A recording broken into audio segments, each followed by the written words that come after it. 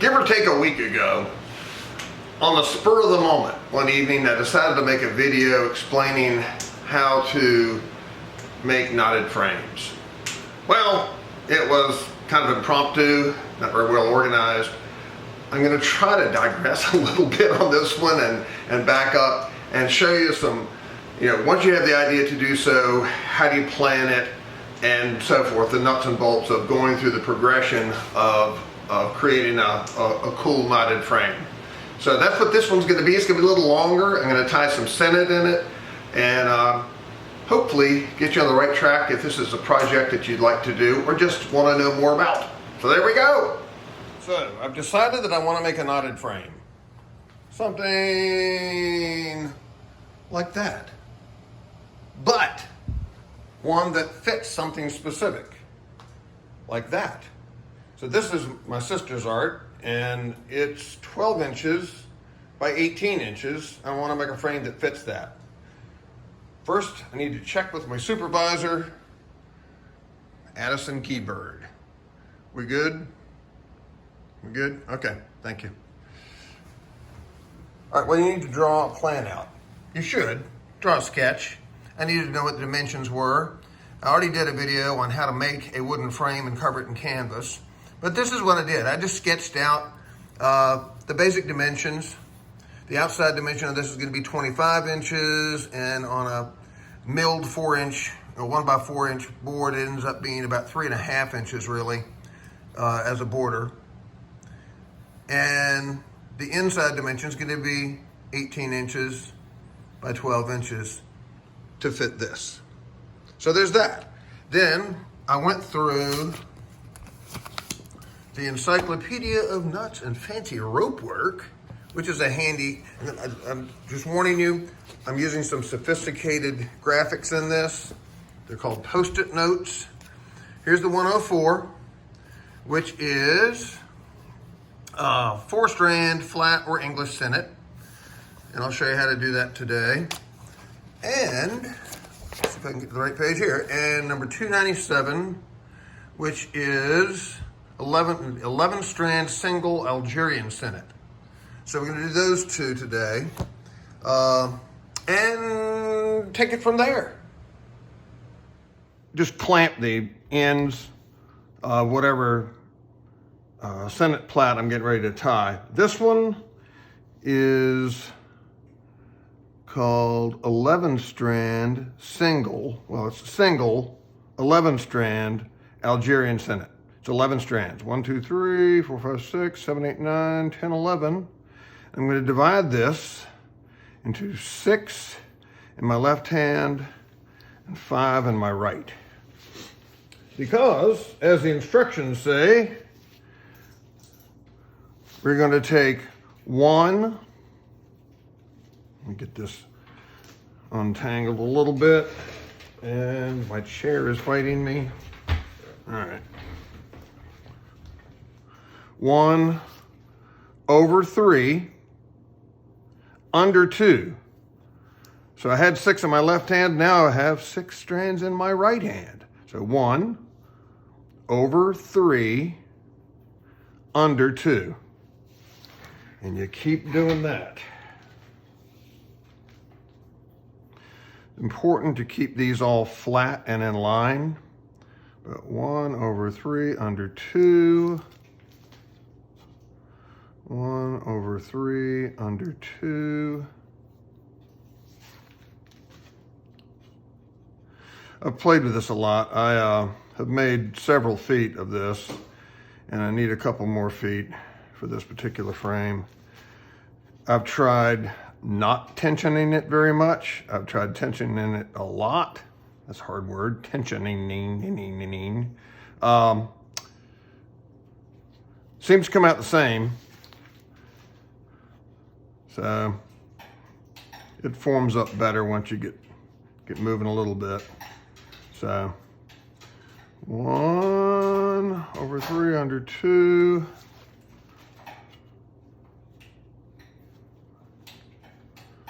1/3 under 2. This is not the quickest Sennit to tie, that's for sure. takes a little while to get through this. I think the first plait of Sennit I tied on this took me a few hours to make 3 feet. So there's that.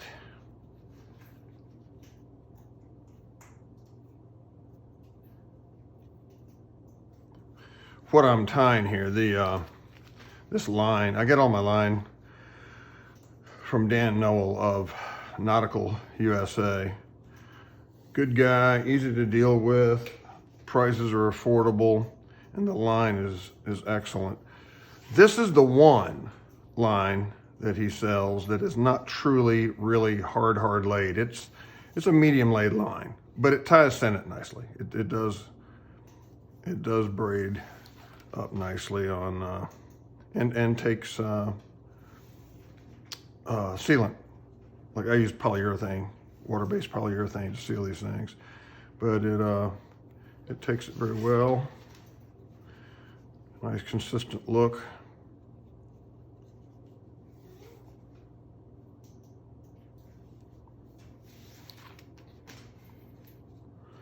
And I'll work on this for a little while and decide how much I will show you of this. The big thing is to understand that once you understand the pattern, how many lines, and that you're going over on all of them, over and under, over 1, over 3, 1, 2, 3, then under 2,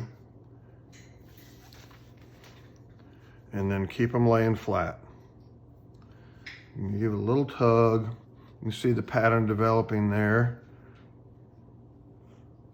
Over 3, under 2. So end it, you're really only moving one line as a hitch. I mean, per hitch. It takes longer. The next one I'm going to show you, you will see the difference rapidly.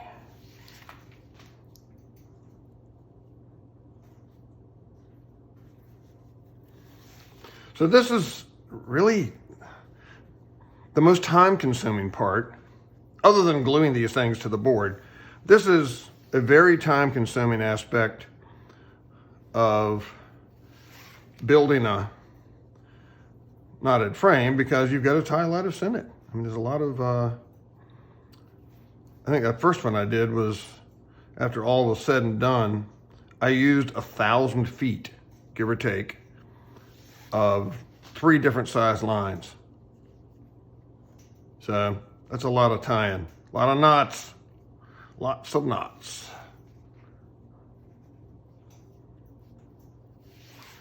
All right, so I'm at this point where, 6 inches or so is out here, and I want to take it back up, so I just unscrew my little clamp, pull it up to here, and I just go finger tight with this, as long as it has enough friction to keep it from pulling out. I'm not giving a yank on this thing like I do on some of them.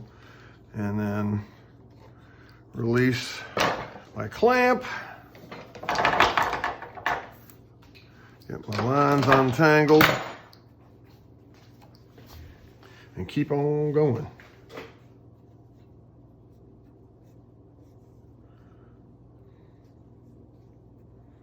There we go.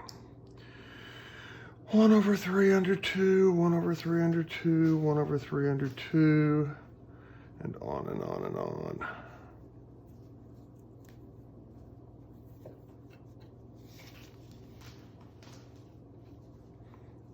But you just keep going until you finish the length that you have, and you do another constrictor knot on the end of it and set up to tie some more, because there's lots to do with this. By far the most time-consuming aspect of this. But if you enjoy tying plaited Sennit, it's fun. Oops. over 3, under 2, over 3, under 2.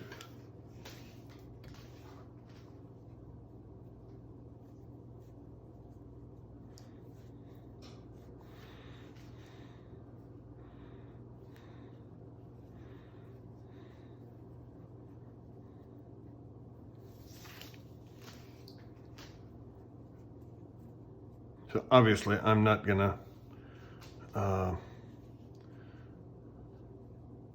mean, I could video all this and then do like fast forward. I'm not gonna. Okay, so tutorial on 4-strand English Sennit. But we've got 8 lines here, so really this is doubled. So 2 is 1, 2 is 1, 2 is 1. So here's how we start this.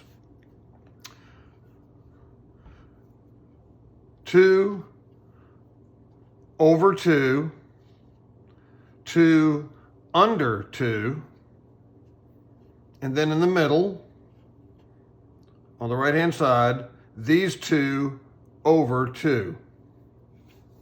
So there's that. Let's do it again. 2 over 2, 2 under 2. Then on the right-hand side, 2 over 2. You got to keep them from getting twisted.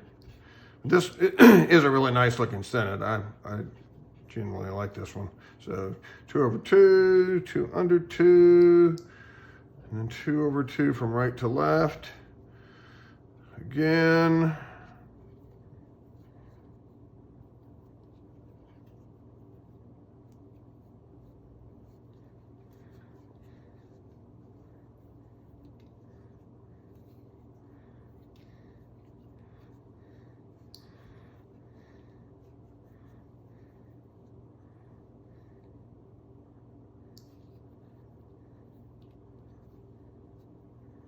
Big thing to keep in mind here after you get the pattern straight in your head, 2 over 2 from the left, 2 under 2 from the right, and then 2 over 2 from the right in the middle, is to keep these 2 lines, or you can do it with 3, or however many you want that you can handle, is to keep them from getting twisted. Because if they do, you have to untie it to fix it. There's no getting around it. I have had to do that, and I don't enjoy it.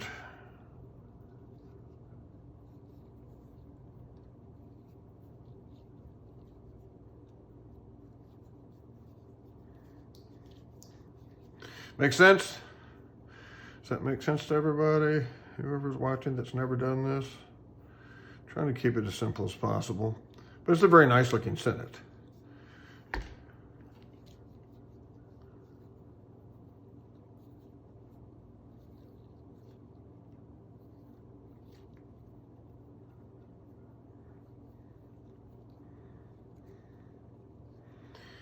Keep it from getting twisted. It's gonna make me nuts. There we go.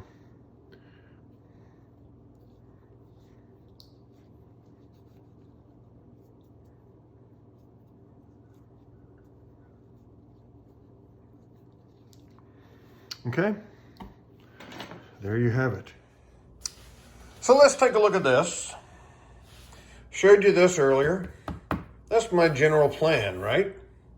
And here are the different Sennits that have resulted in that are going to cover the broad surfaces of the frame, okay? So this is really 3-strand Sennit. But it's tripled, so that's 9 strands, and this is how you just braid your kid's hair, right? I mean, this is as simple as it gets. This is what I just showed you, the Algerian 11-strand single Sennit. This is the 4-strand English Sennit doubled, so that's 8 strands. And then this is a combination of 2 things. The core of this is the 7-strand sword mat that I made and showed you guys earlier. And then around that is tied Solomon bar. So I may go into some more detail on that, but anyway, that's what that is. So those are the main pieces of Sennit, the main plats. They're going to cover the entire broad surface before I put anything else on, like rose knots or whatever I come up with. Okay? There you go. Even though I've done a tutorial on sword mat as my second video, just kind of wanted to go over this. In Ashley's, this is number 2964. I hope you appreciate my high-tech graphics. So there's a photo of it on 2964, and it says, a woven or sword mat. Ashore, this is used for girths in horse harness. At sea, this is made on a rough loom as illustrated. Originally, the sword was a flat, pointed, sword-like stick. It says, open the warp for each strand or filler, after which the sword hammered the filler into place. The shuttle was generally a ball or hank, or else a large homemade knitting needle consisting of a flat stick, deeply notched at each end. A sword is still used in beating back the filler. And you can also look at 3493, which is some other stuff. So I made that, and I told you I was going to show you what I was going to do with it to do this. I'm using the sword mat as a core for Solomon bar. So there's a picture of 2496 Solomon bar, and I'm going to read this to you. It's quite brief. 2496, a series of alternating left and right half knots forms a Solomon bar, which has no tendency to twist. This is the typical knot that is responsible for the name square knotting. So now I'm going to show you that. A couple of things. What we're doing here, from here to the end of this, which you can't quite see, but I'll hand it over so you can. So there's the jig. The length of sword mat that I've made is about 25 inches. So, for any of you who have tied paracord bracelets in what the military guys call cobra knot, this is Solomon bar. I'm using this as a core, which makes this need to be a little longer. But basically you're looking at approximately 10 times this length that you're trying to cover as a core for the total length of the line to be tied. So in that it's doubled, if it's 25 inches, I need about 10 feet each, give or take. So here's how you tie it. I'm gonna start here. Actually, I need this way. So this is looped behind the top of it. I'm gonna go across with the right, over that, and around behind it. And the long pull through creates the first knot. I'm going to push that way up there. Then across from the right, under, behind, and around through the loop formed. For the next hitch, if I can pull this daggone thing through.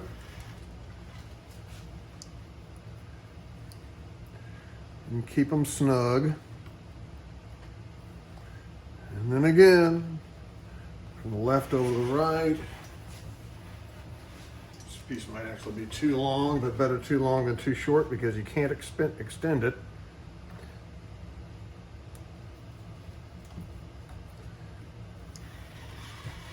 I had seen a picture, I said that it was Jesse Eves, I don't know whose frame it was, but I saw a long piece of plaited Sennit that looked like this. And I was like, huh, how do you do that?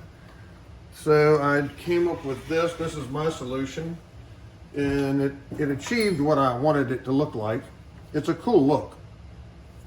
But I wasn't quite sure how to do it, so I did this, and it seems to have worked. So I'm making more of it. Gotta have more.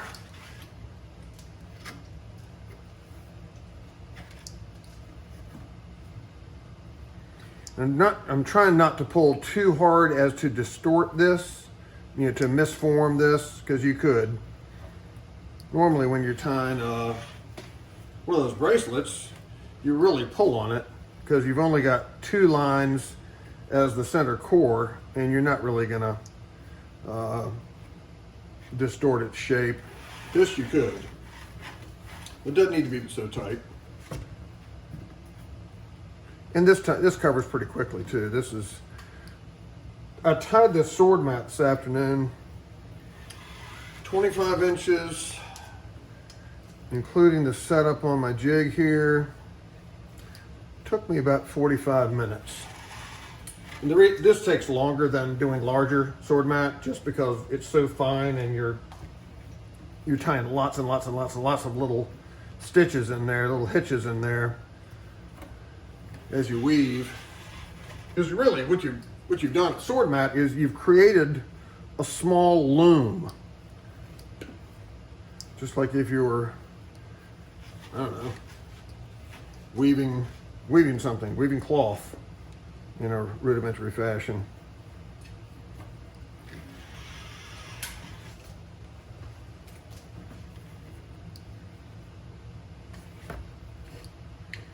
So if you give this a try, I mean, building hang on it, something to snag on. When you're building a frame, you're creating a frame, you can pick any plaited Sennit you want to do. You don't have to do this, you can do whatever you want. I just decided to do this. It takes a little longer to do this particular one than anything else I've done, actually, but I wanted the way this looked, so that's why I'm making it.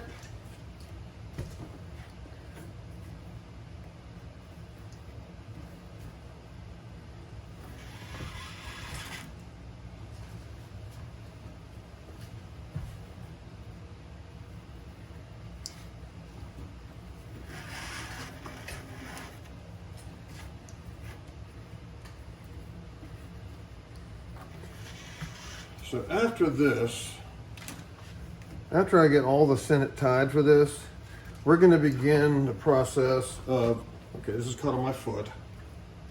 If I fall down, I'm falling and I can't get up, not yet. I'm probably going to begin gluing some. So my process on this is, once most of the Sennit to cover the rod surfaces on the frame are done, I go ahead and start gluing and clamping them, because it takes a while for them to dry and be on there firmly. Meanwhile, tying more stuff that's going to go over the base layer of Sennit. So we'll get into that. So if you watched all the way to the end, thank you. I appreciate your patience. It takes a long time to tie Sennit. I'm trying to be as thorough as possible. So if you did like it, take a fid, poke the like button, subscribe, and share it with your friends. There's going to be plenty more, because there's plenty more to do. Thanks again.